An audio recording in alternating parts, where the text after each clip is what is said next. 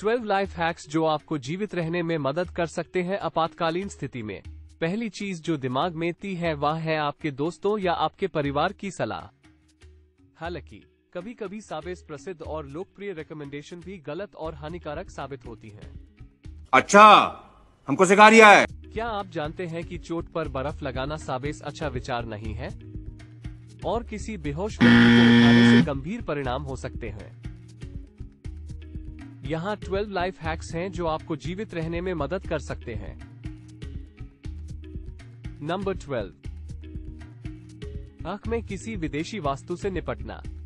सबसे पहली बात, अगर आपकी आंख में कांच के टुकड़े जैसा कुछ है तो खुद कुछ न करें। क्या कोई आपको अस्पताल ले जाएगा? यदि वस्तु सिर्फ एक पलक है तो कुछ भी करने से पहले अपने हाथ धोना ना भूलें। दर्पण में देखकर बरौनी का पता लगाने का प्रयास करें। अपने आंसुओं से पलकों को धोने के लिए पलकें झपकाएं। एक बार जब वस्तु आपकी आंख के कोने में हो तो कपड़े का एक गीला टुकड़ा लें और इसका उपयोग बरौनी को हटाने के लिए करें। नंबर 11,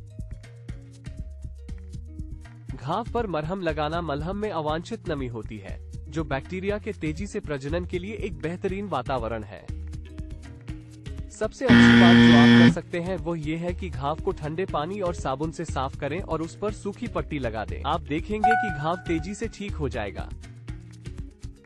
नंबर 10, बुखार से पीड़ित व्यक्ति को शराब या सिरके से रगड़ने से सिरका और शराब खून में समा जाते हैं। तो यह आम बात है। यह नशे में धुत होने या अजीब सलाद ड्रेसिंग बनाने का एक तरीका है। गंभीरता से कहें तो शराब रगड़ने से नशा पैदा हो सकता है, जबकि सिरका अम्लता को काफी बढ़ा देगा, जो विशेष रूप से बच्चों के लिए खतरनाक है। इसलिए इन पुरानी सलाहों पर विश्वास न करें।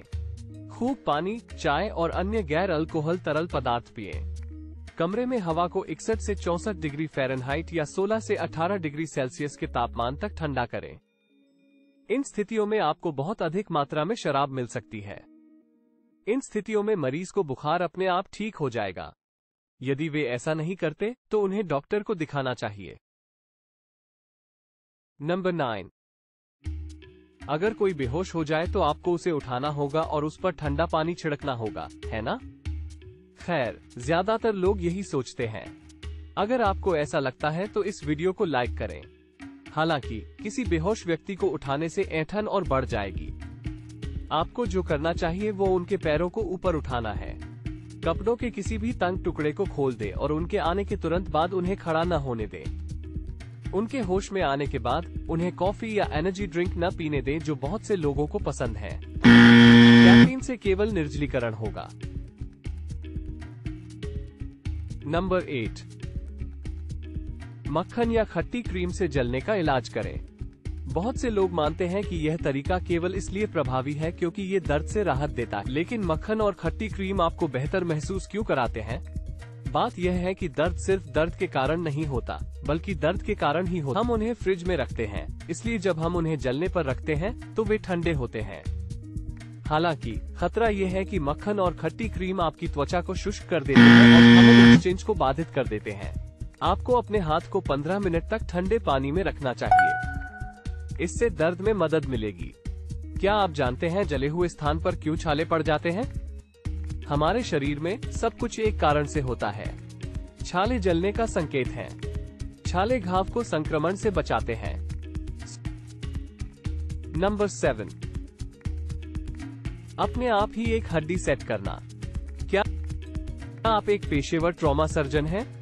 यदि नहीं तो आपको कभी भी अपने आप एक अव्यवस्थित जोड़ नहीं लगाना चाहिए, चाहे वो फिल्मों में कितना भी अच्छा या क्रूर क्यों न लगे। इसके परिणामस्वरूप अतिरिक्त चोटें लग सकती हैं और परिणामस्वरूप मुकदमेबाजी हो सकती है। कार्रवाई का सबसे अच्छा तरीका घायल अंग को स्थिर करना और जितनी जल्दी हो सके अस्पताल जाना हो। आरामदायक स्थिति में अंग पर पट्टी बांधे। न केवल संभावित फ्रैक्चर की जगह को स्थिर करें, बल्कि 2 निकटतम जोड़ों को भी स्थिर करें। नंबर 6, मोच पर गर्माहट लगाना। जब आपकी मांसपेशियों में खिंचाव हो तो गर्म कपड़ा मदद नहीं करेगा। इसके विपरीत गर्मी रक्त प्रवाह को मजबूत करेगी, जिससे अधिक गंभीर सूजन हो जाएगी। चोट लगने के बाद पहले दिनों में ठंडक लगाएं। ये सूजन को कम करेगा और दर्द को खत्म करेगा। मोच पर गर्म कपड़ा लगाने से मोच का खतरा कम से कम पहले 48 घंटों तक मोच वाले अंग का यथासंभव कम उपयोग करने का प्रयास करें। नंबर 5, जहर खाने की स्थिति में खुद को उल्टी कराना। विषाक्तता के लिए मानक अनुशंसा स्वयं को उल्टी कराना है। यह उचित लग सकता है, लेकिन वास्तव में ये सख्त वर्जित है। सबसे पहले तो जहर फेफड़ों में जाकर उन्हें नुकसान पहुंचा सकता है। दूसरी समस्या यह है कि यदि किसी को कुछ रसायनों से जहर दिया गया हो तो उल्टी से आपका गला जलने की संभावना दोगुनी हो जाती। अंत में एक बार उल्टी शुरू होने पर उसे रोकना बहुत मुश्किल हो सकता है, इसलिए इससे निर्जलीकरण हो सकता है और इससे भी अधिक गंभीर परिणाम हो सकते हैं। इस स्थिति में एकमात्र स्मार्ट चीज जो आप कर सकते हैं वह है जितनी जल्दी हो सके एम्बुलेंस को कॉल करना। नंबर 4, डूबते हुए व्यक्ति को बचाना। डूबते हुए व्यक्ति को बचाने के आपके रास्ते में केवल एक ही बाधा है, तैरने में सक्षम न होना। हालांकि यदि आप हैं तो आपको उस व्यक्ति की जान बचाने से कोई नहीं रोक सकता। याद रखें कि उनसे पीछे से संपर्क करें ताकि वे आपको आते हुए न देख सकें, अन्यथा वो व्यक्ति आपके लिए बाधा उत्पन्न कर सकता है या घबराहट में आपको नीचे खींच सकता है। व्यक्ति के पास पहुंचने के बाद उसे बगलों के नीचे या ठुड्डी से पकड़ें और किनारे की ओर बढ़ें। उसका सिर अपनी घंटी पर रखें। नंबर 3, घावों से वस्तुएं खींचना। अब आप उंगली से किरच या हाथ से कांच का छोटा टुकड़ा खींच सकते हैं, लेकिन आपको कभी भी सीढ़ियों से वस्तुओं को खींचने की कोशिश नहीं करनी चाहिए। वे गंभीर घाव हैं। डॉक्टर भी इन्हें तब तक वहीं रखते हैं जब तक मरीज की सर्जरी ना हो जाए। बात यह है कि जब वस्तु घाव के अंदर होती है तो ये रक्तस्राव शुरू नहीं होने देती, इसलिए जब तक आप पेशेवर निगरानी में न हो कुछ भी न करें, यहाँ तक कि वस्तु को छुए भी नहीं। केवल एक चीज जो आप कर सकते हैं वो है घाव पर थोड़ी शराब लगाना, लेकिन तुम्हें इस बात के लिए तैयार रहना चाहिए कि घाव बहुत ज्यादा दुख देगा। वाह, ये तो एक किरच है। पैर में चाकू कितना भी डरावना क्यों न लगे, हीरो बनने की कोशिश मत करो और बस अस्पताल जाओ।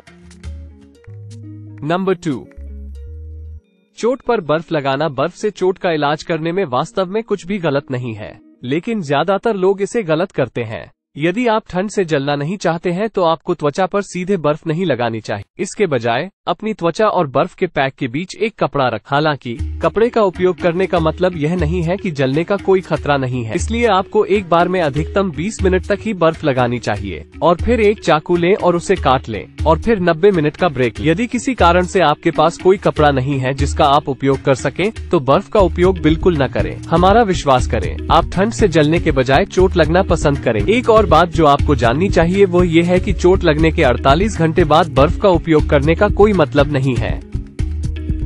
नंबर 1, कटों को बंद करने के लिए टांके का उपयोग करना।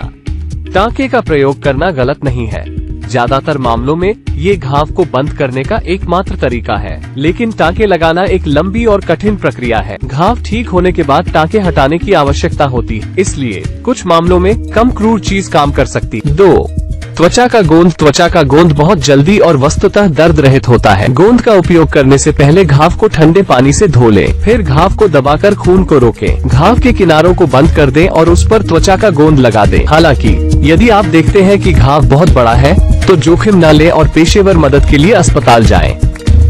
देखने के लिए धन्यवाद। यदि आपने इस वीडियो का आनंद लिया है तो वीडियो को लाइक कर दीजिए।